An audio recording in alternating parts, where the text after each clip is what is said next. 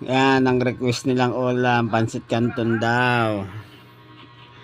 Alden, isang ka na sa TV ka, nakakapokus, kain ka muna, lunch.